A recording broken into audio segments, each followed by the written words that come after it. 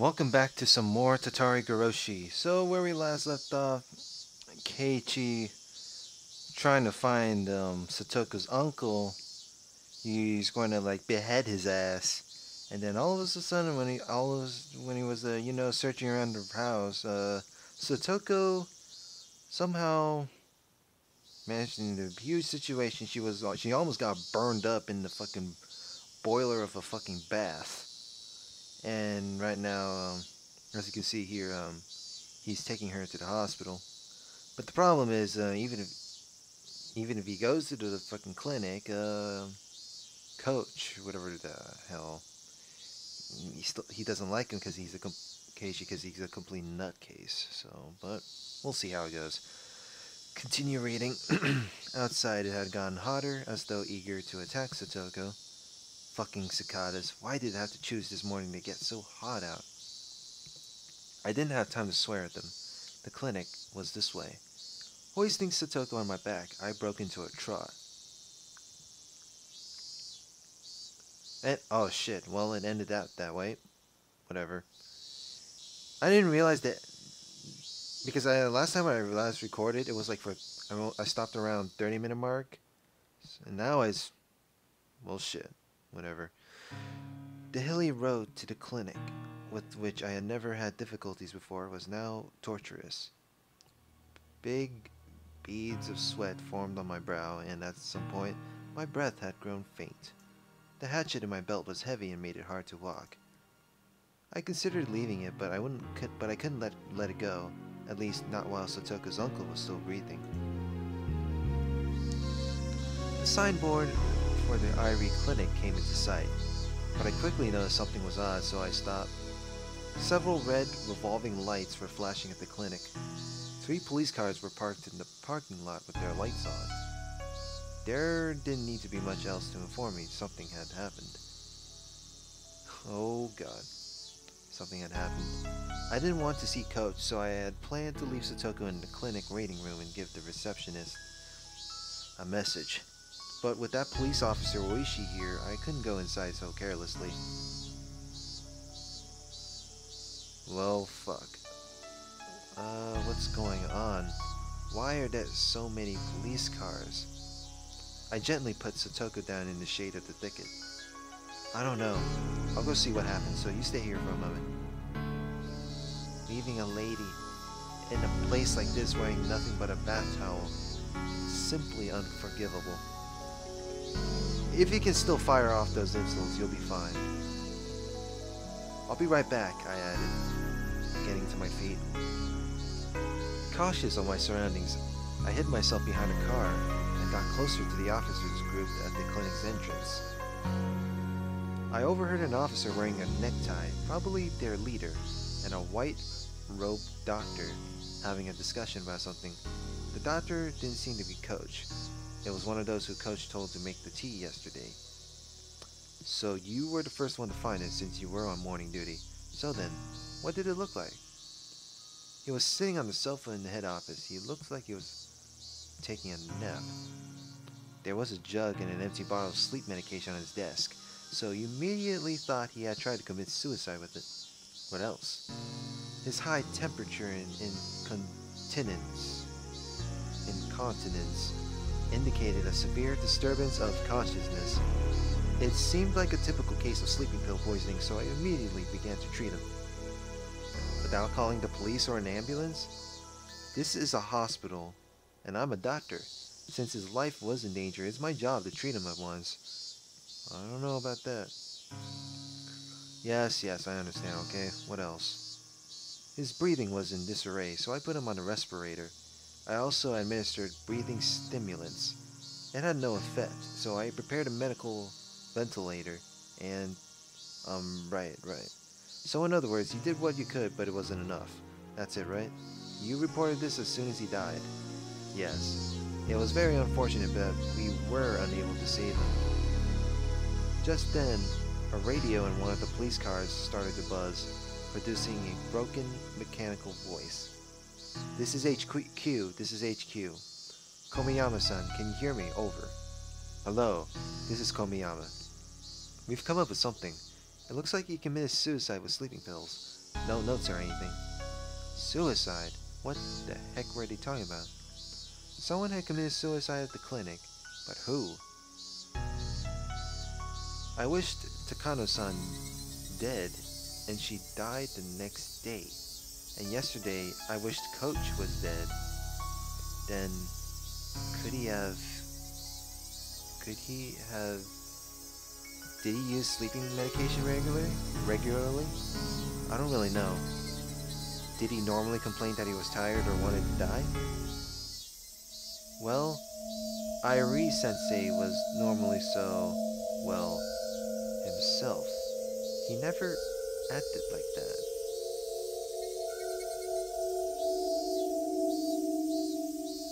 Never acted like that. Oh god. So, I was right. Irie-sensei. They were talking about Coach. Coach killed himself. Why would he do that? There couldn't have been any reason he wanted to die. The only reason that came to mind was that I wanted him dead. Well, that's what you wanted, so you can't complain about that. This world was insane. If I wanted someone dead, they died. That was the kind of world this was. Then what about Oishi? What happened to him? If people really died because I wanted them to, then something should have happened to him too. I've sent you backup. The chief wants you to leave the rest of them and get back to searching for Oishi's car. Yes, sir. Please excuse me then. It looks like we're getting relieved here, so please leave everything as it is right now. Alright, let's go. The officers nodded and split up into the patrol cars. Did they just say searching for Oishi's car? Searching for his car. That meant he had gone missing.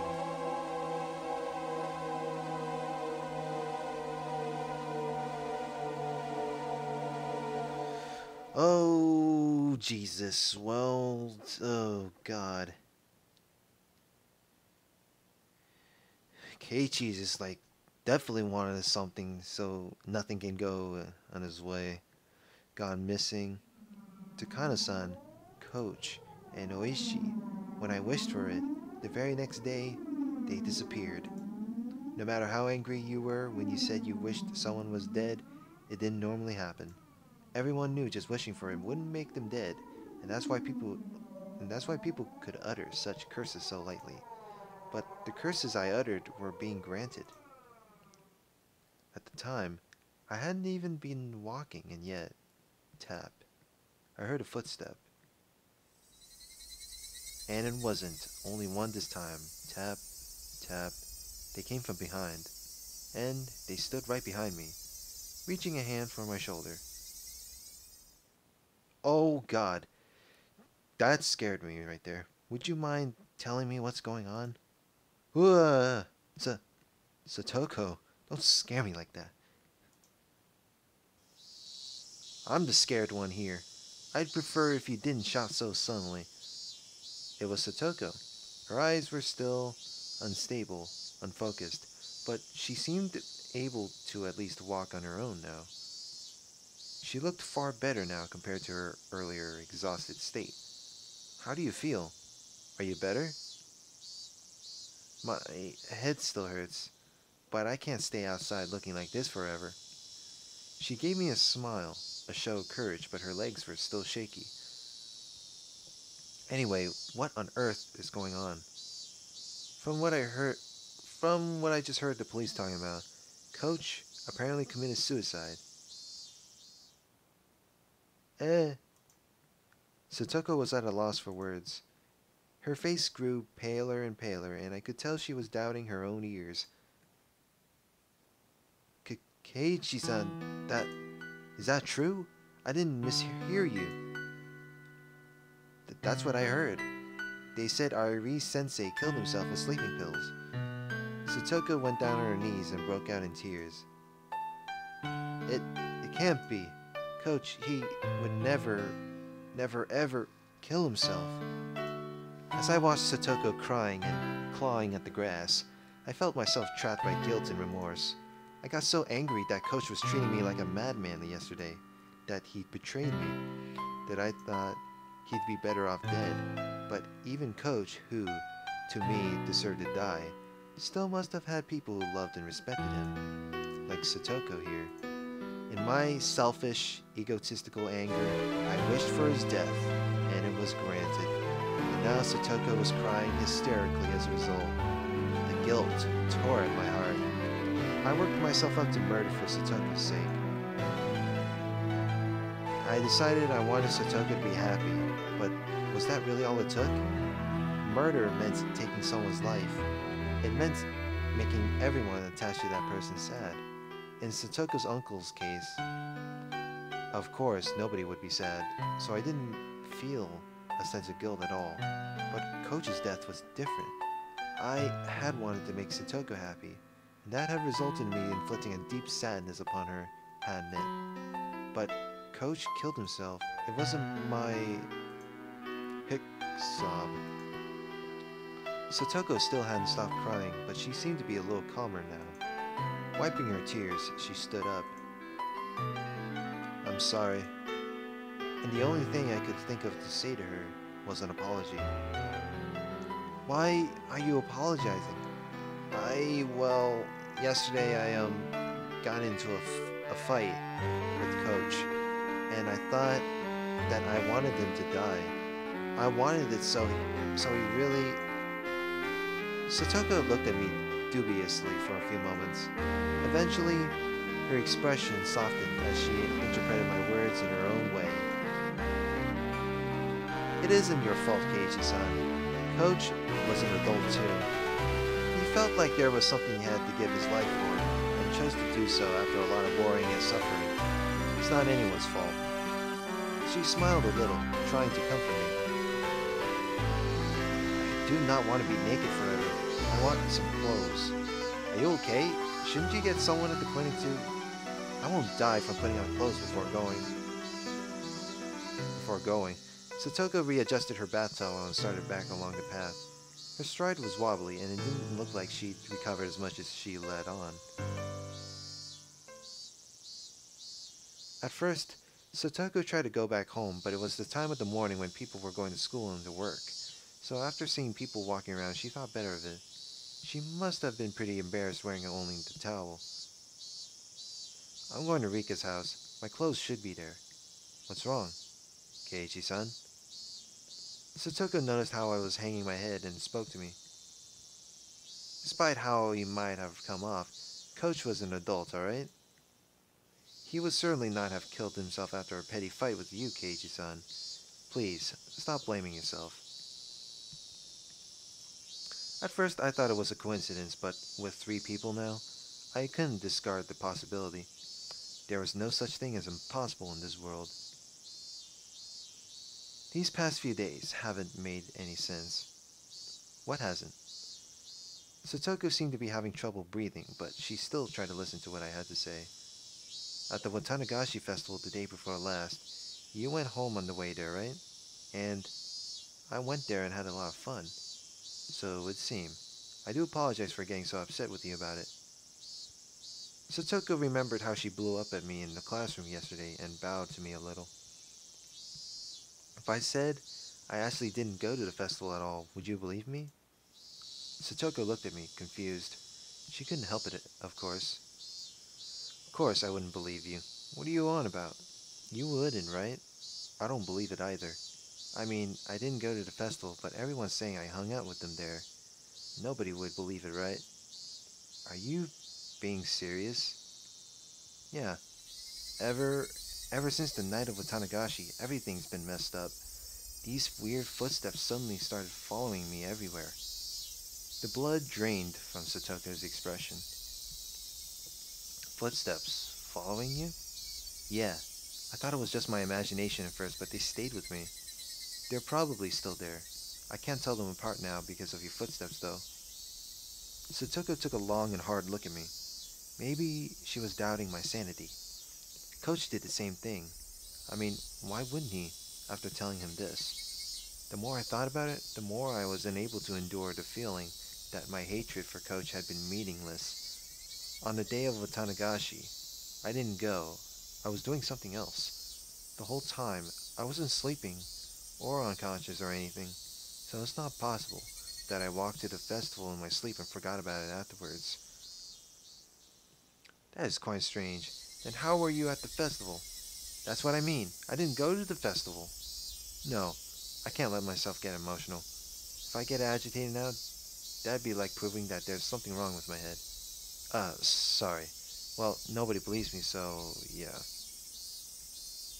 If that is what you say, Keiichi-san, then I will believe you. Then what? That night, I saw Takano-san, and it felt like she was looking down on me. So I made a wish. A wish that she would die. Takano-san does that. Takano-san does have that sort of air about her, doesn't she? I cannot say that I don't understand how you feel. Did you know that Takano-san died? It happened yesterday. Apparently she was burned alive somewhere. Is that true? She died? I wished for her to die, and the next day she was dead. And Oishi from the police too. Do you know him? That annoying and fat detective guy. Satoko nodded a little. I heard from the police earlier, but apparently he went missing.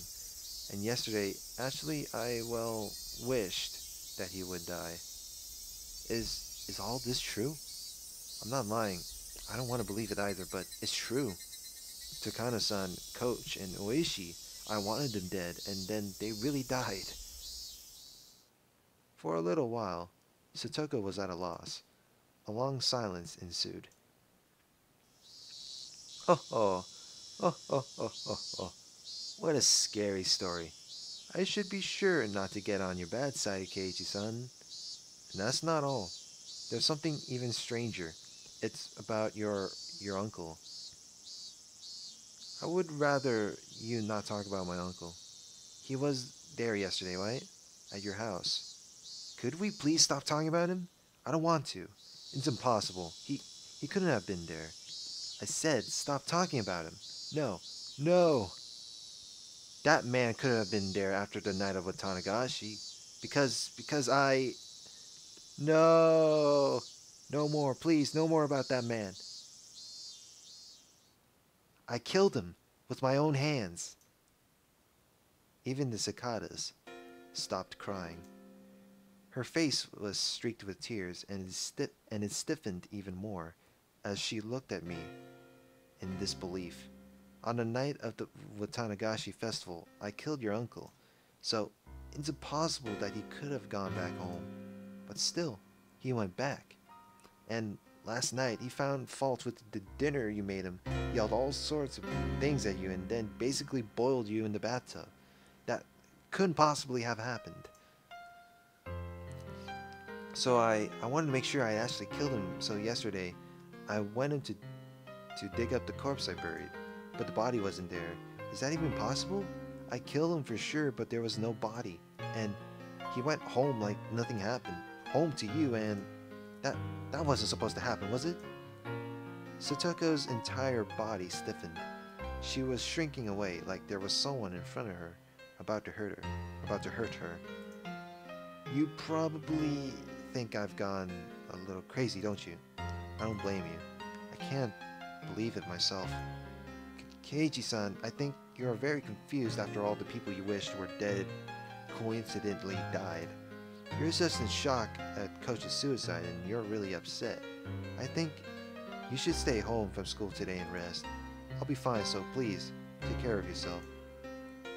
Satoko spoke like she understood me, but she also told me to go home. I could see the revulsion in her face and knew that she didn't want to be around me anymore.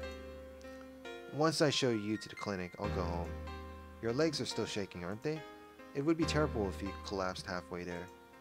Really, I am fine now. I do not want to expose my naked self to a man any more than this.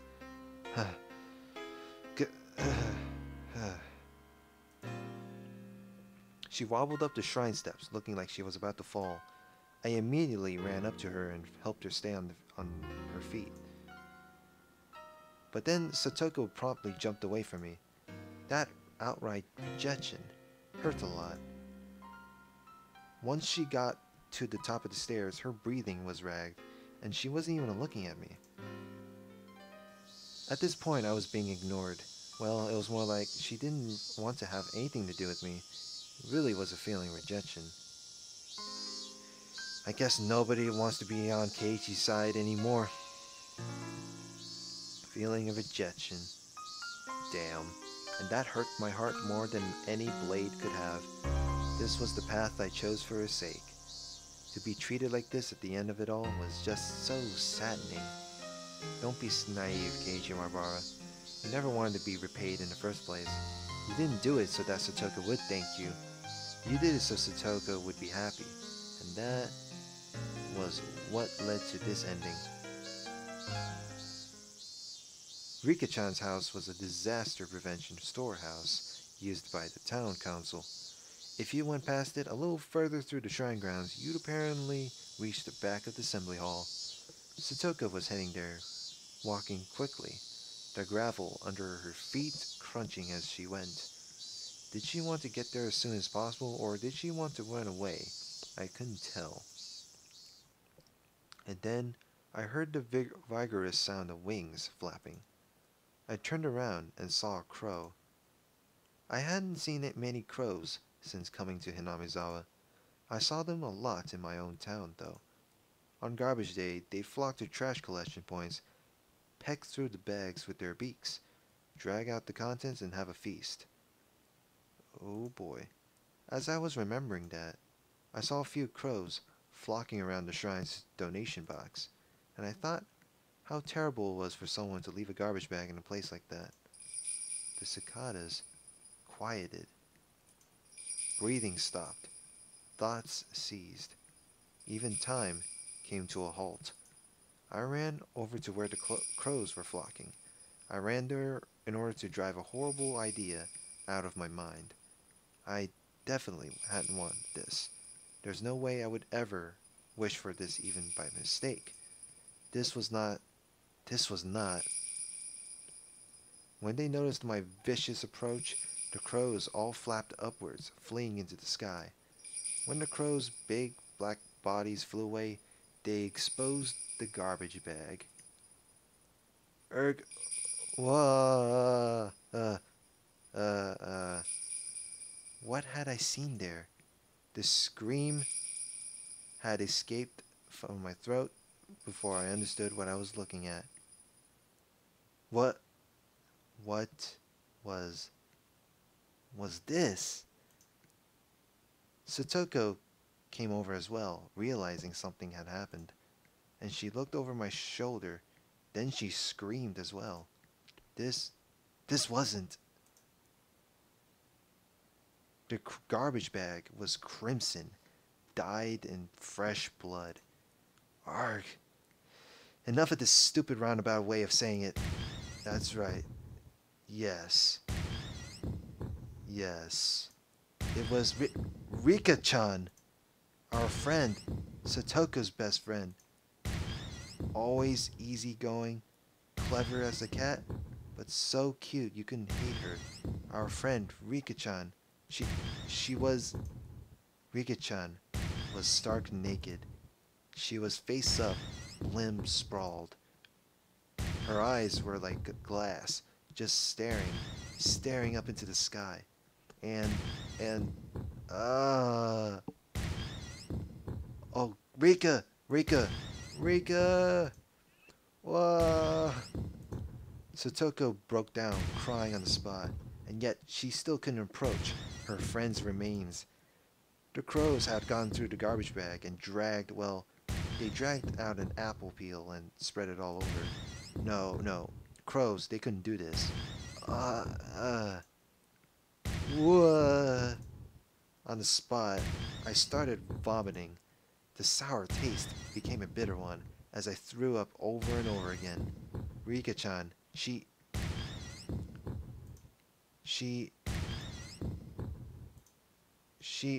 her stomach was cut wide open, vertically, completely open. Oh god.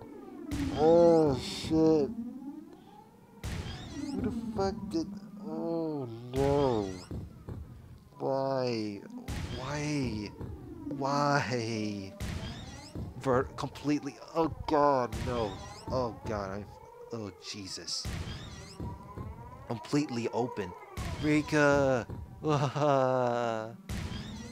Crows couldn't have done this. And from her open stomach, her organs, her bowels were dragged out like the children's toys left all over the floor. Oh, no, no, no. Oh, oh my lord. This is so bad. Who fucking did that shit? This is so bad. That unbelievable sight induced oxygen deprivation in my brain. Color left my vision, a pounding headache, dizzy, and I wanted to vomit. Beautiful sight induced oxygen. Children's toys left all over the floor. Vomit. It was like the nightmarish remains of a ceremonial killing. Someone, somewhere had killed Rika-chan, brought her here, laid here with her limbs sprawled out, and then cut open her stomach and then dragged out her intestines. Red and pink viscera were sticking out of her gut, and her intestines were scattered in every direction like it had been for fun. The entire ground was covered in an ocean of red and black. A few of the crows had hopped around inside that ocean. They walked through the sea of blood, leaving bloody footprints, and those footprints, there were several still left on Rika-chan's body. Those sinister prints made it seem even more like a bizarre ritual killing. I may have wished for Takano-san and Coach and Oishi to die, but I didn't remember ever wishing for Rika-chan's death. Well, he didn't wish for that. Yeah, it wasn't me. Wasn't me. Oh my god. I stumbled backwards, then stepped on a newspaper. A newspaper in a place like this? The newspaper was what was covering my hatchet. I had kept it wrapped up and on my belt in order to carry Satoko, and that newspaper had fallen off. Sheesh, don't scare me like that. I bent down to pick it up, and then Satoko looked at me with such disbelief as I'd never seen, and froze. She was looking straight at me, at the hatchet, on my belt.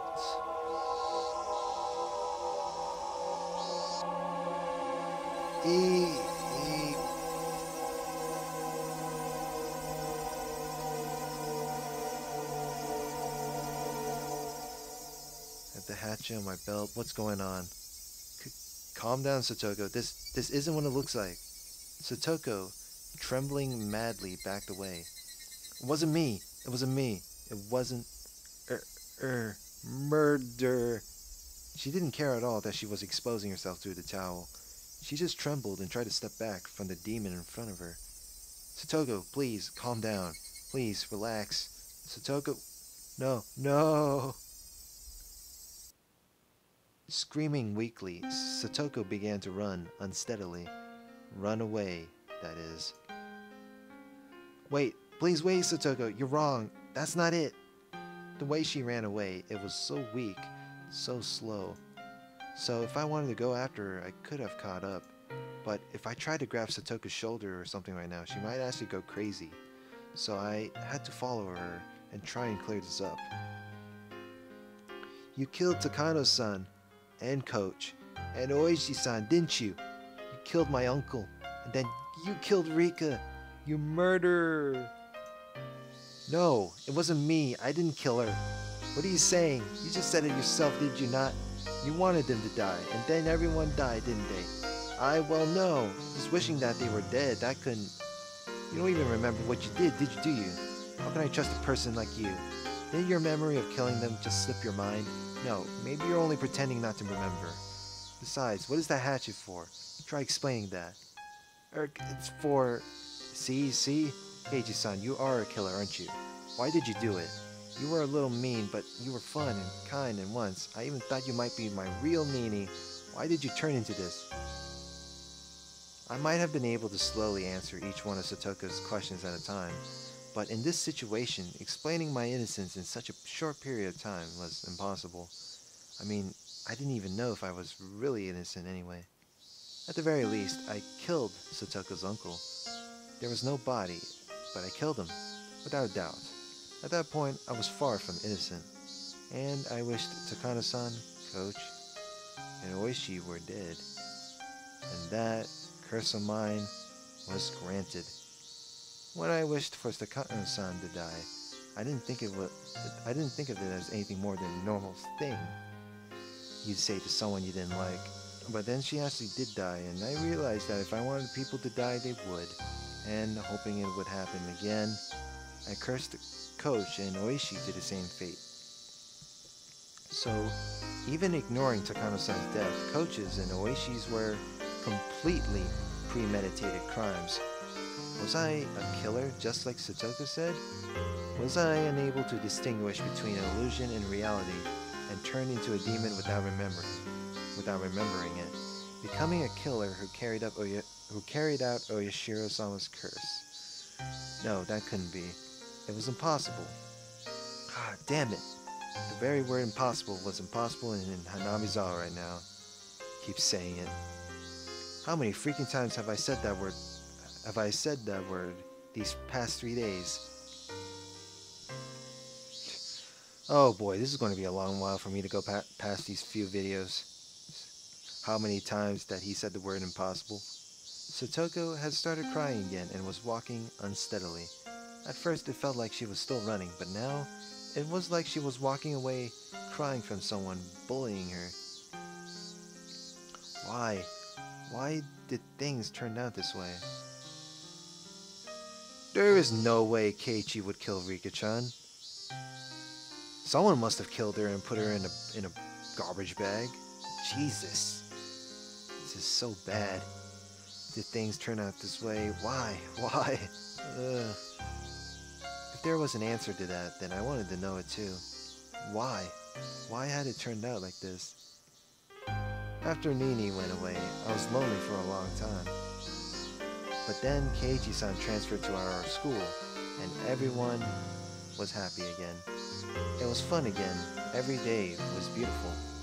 Yeah, she was right. Those days were bright and beautiful. Yet. After that, Satoko and I shouted the exact same thing. How did it turn out like this? The cicadas were sneering at the spectacle, our strange game of tag. Ah, shut up, shut up, shut up. Eventually, I heard the murmuring of a stream. The forest parted and a suspension bridge appeared. Satoko was crossing dangerously, wobbling as though she might fall at any moment. And when I stepped onto the bridge, it swayed a lot, causing Satoko to stagger and fall on the spot. Satoko, are you okay? Don't come near me! You murderer! Satoko shouted, her hatred made very clear. It was sad. If words could cut, then this warmth flowing from my eyes would have been blood for sure. Why did you turn out this way? Keiichi-san, I really liked you.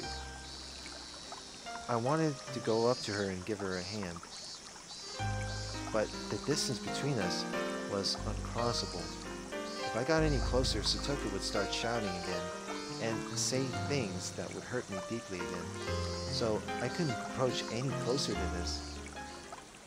Satoko, I don't know how things turned out like this either, but I can say this. I wasn't the one who killed Rika-chan, at least that is true. Please stop being so absurd. How do you expect me to believe anything someone who... See, even Keiichi knows. Like, even I looked at it like... There's no way a hatchet that he has in his belt would kill her. Please stop being so absurd. How do you expect me to believe anything someone who can't even rely on his own memories has to say? I tightened my hands into fists. This was mortifying. I wasn't crazy. Hanamizawa was crazy. Ever since I wandered into it, lost, on that one night.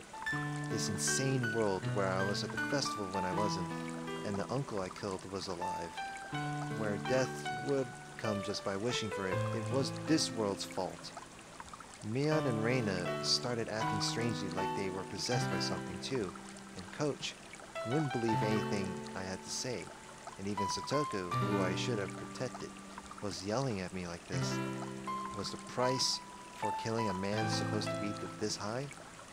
Was I really going to be forced to stay in such a bitter world? I did the right thing, at least I wanted to. So then, why? I hated it. Every time I asked why, the days Satoko and I enjoyed in peace went so wrong.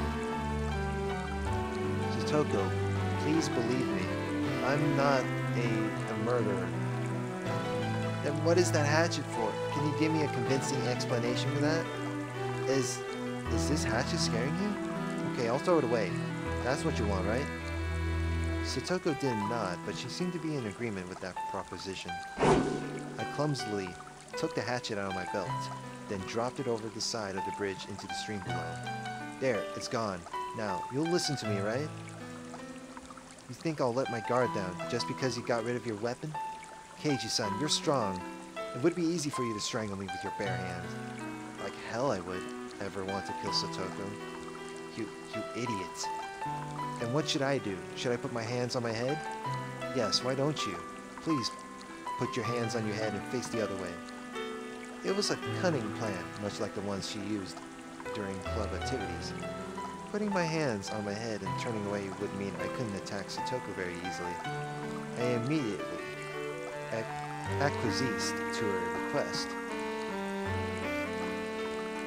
since it would make her feel better. Acquiesced. Feel better. Is this alright? Please listen to what I have to say. Satoko stood up and carefully approached me from behind. Then she actually came right up behind me. She was so close, and yet I was so sad that I wasn't allowed to turn around. I sort of think I understand that it isn't your fault, Keiichi-san. Huh? I think probably you have just been possessed by something evil. Until before, I thought Keiichi-san was the killer, but now I know. After looking at your eyes, I could hear that Satoko was still crying, but her voice was gentle just the same. Keiichi-san could never kill anyone. Something simply possessed his body and made him do evil things. Was she speaking literally just right now? Or was she trying to admonish me? I couldn't tell. Come to think of it, maybe they were possessed, just like Keiichi-san. At the time, I was only thinking I would be killed, so I didn't think about it. But now I understand. That was the work of something evil that possessed you. Satoko, what are you... It was less like she was talking to me, and more like she was talking to herself, like she was confessing at my back. I understand, you know, it isn't like I haven't experienced it myself. Satoko's voice started to become mixed with sobs. Her pained voice tore at my heart. But I didn't know what Satoko was talking about. I climbed to the top of the ritual storehouse once. It was a few years ago.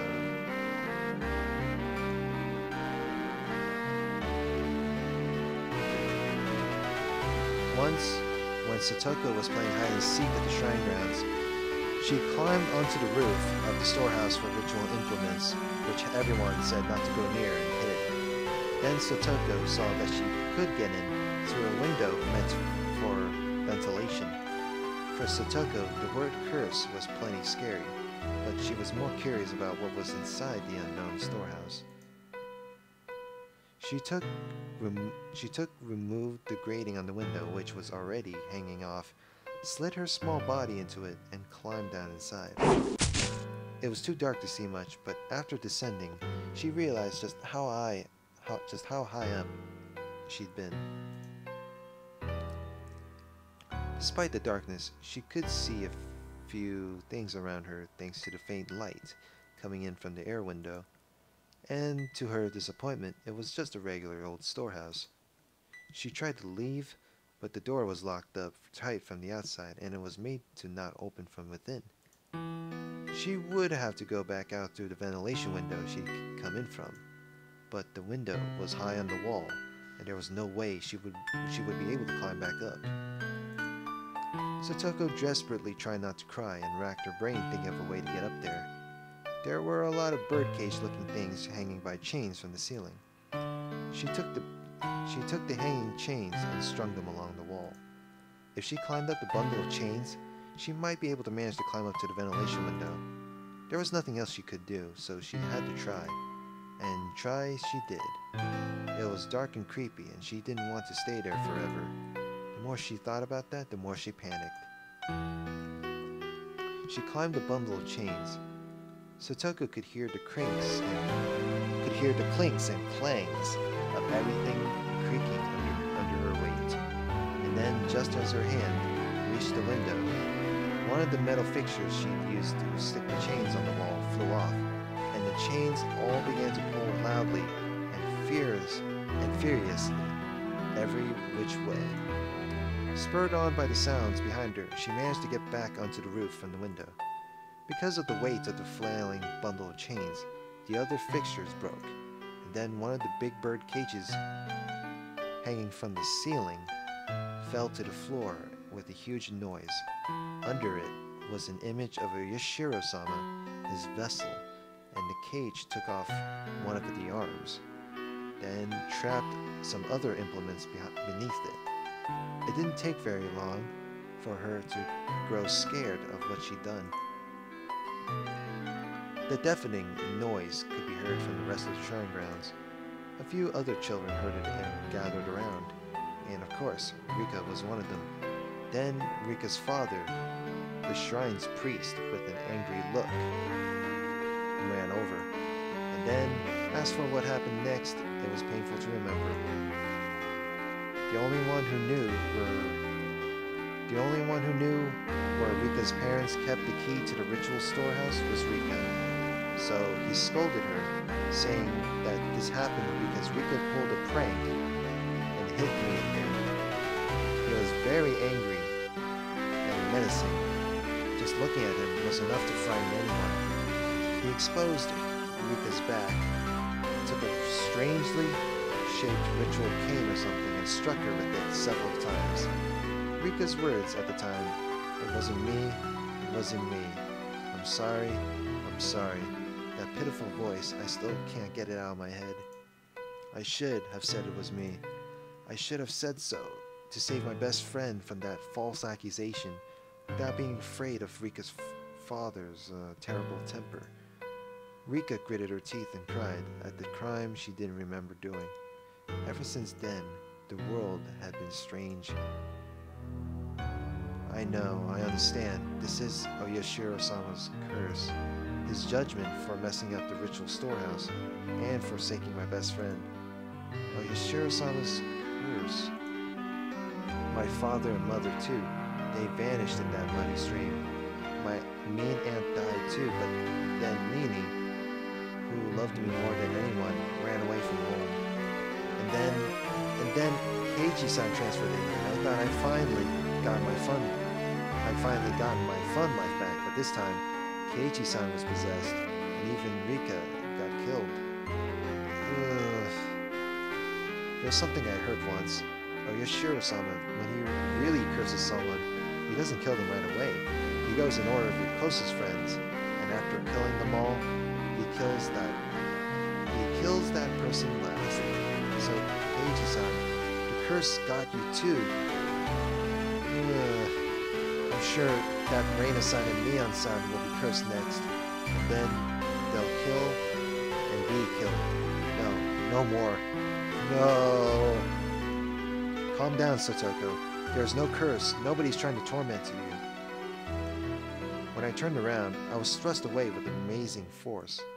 Given my hands were awkwardly placed on my head, I couldn't take the fall and lost my balance, and I'd been pushed not into the bridge, but to the side.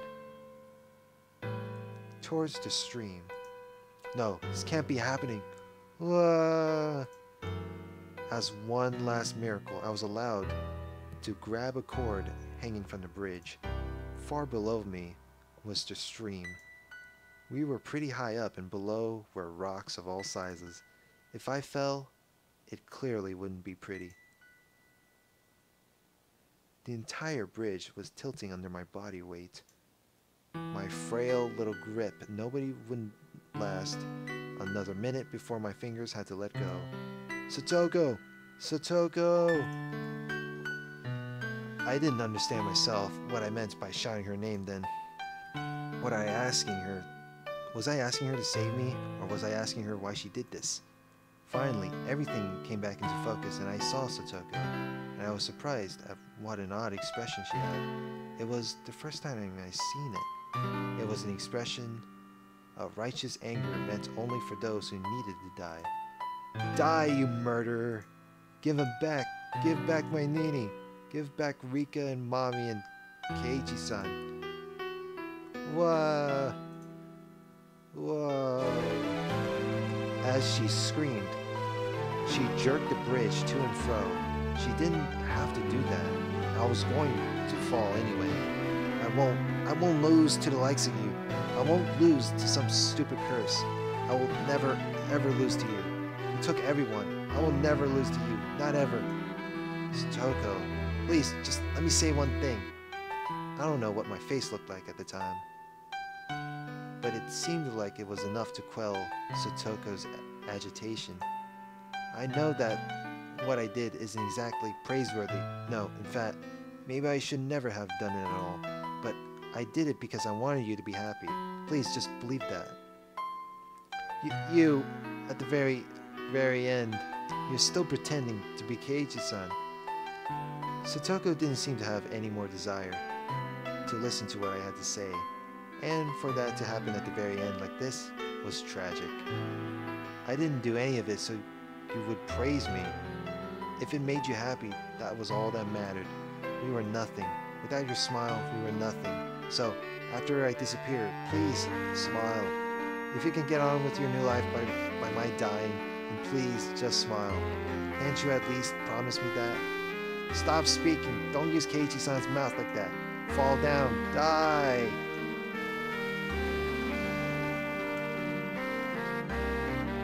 And those were the last words Satoko ever said to me.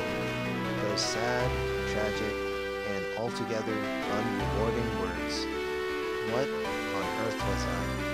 My desire to make Satoko happy ended up like this. Where did I first go wrong? What was the mistake I made? When did I make it? Was I the crazy one, or was it Hinamizawa? Even after all of this, I thought I wasn't crazy at all. It was this eerie world that was crazy. This world I accidentally wandered into that one night. Because that fun world where I never doubted all the crazy times we had as a club would go on forever. It couldn't possibly have transformed into such an abnormal world. That fun world wouldn't have ever ended with Satoko pushing me to my death. In the end, I was going to be swallowed up by this crazy world anyway, and disappear. No, I'd probably already disappeared. Yes, probably. On the night of the Tanagashi. I'm sure that in the world I really belonged to, I had vanished that night, and everyone was worried. It was laughable that I had taken this long to figure out I wasn't around anymore. Are you sure it was on his curse on the 5th year? It was Satoko's uncle dying and me disappearing. In the real world, Satoko had already been freed.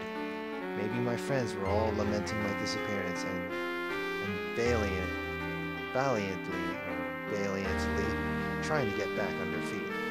And even though they were down to 4 people, the club would reopen, and they would have a good time without me, waiting for the day when I would come back. I'm sorry, everyone. I couldn't come back home, but this is what I wished for. It was my wish for Satoko's smile, and my duty as her Nini. At this point, there will be nobody left to torture me. Because Satoshi and I, it took 2 years, but we succeeded. That annoying, toothy smile of yours, we wanted to see it one more time.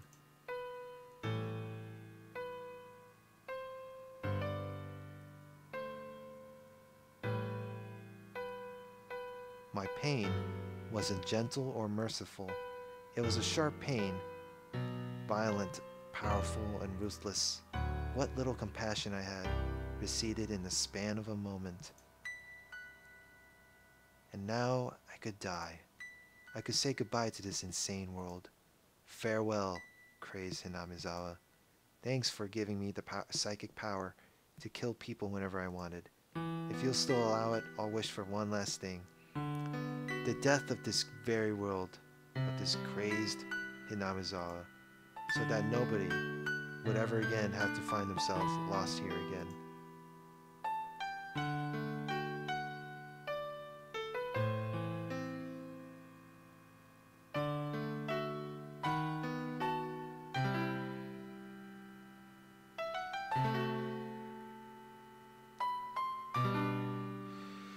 Alright, new tips.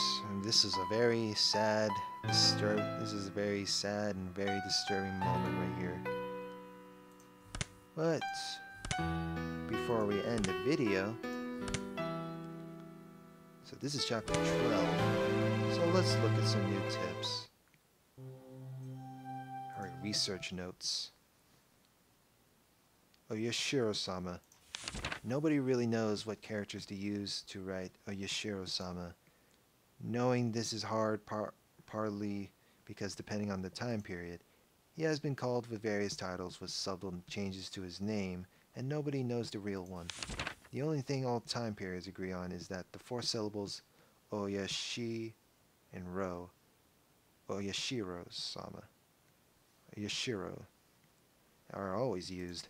There is a theory stating the shrine or Yashiro dedicated to Oyashiro-sama itself became an object of worship, and that people began calling it Oyashiro-sama or Lord Honorable Shrine, but this doesn't make a bit of sense.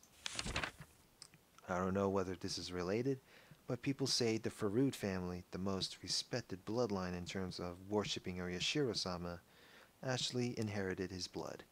And in the legend, the Furude family passes down if for 8 generations in a row the firstborn child is a girl. The 8th daughter will be the reincarnation of Oyashiro-sama. If we go by this legend, the characters used for Oyashiro-sama's name should be O for honorable, Ya for 8, and Shiro for generation. These character assignments are simply something I've caught up. There is no way to verify it. If this is true, then Oyashiro-sama would have been named as such under the assumption he would come again. The second coming of an object of worship can be seen in several religions, so this isn't unusual. But a few of these religions call the second coming of their object of worship a day of judgment, or something along those lines, and we must not forget they mean it to be the end of the world.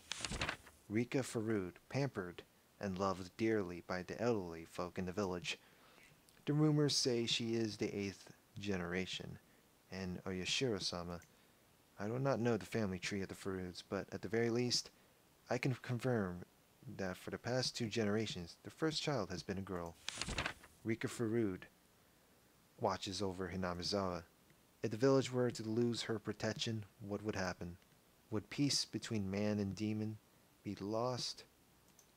Would it once again create a hellish landscape where man-eating demons run rampant? A gruesome feast of the demons who suddenly remembered how delicious the weak humans were, who could only cry, scream, and run for their lives. What would that look like? Just imagining it is enough to make my heart pound with excitement.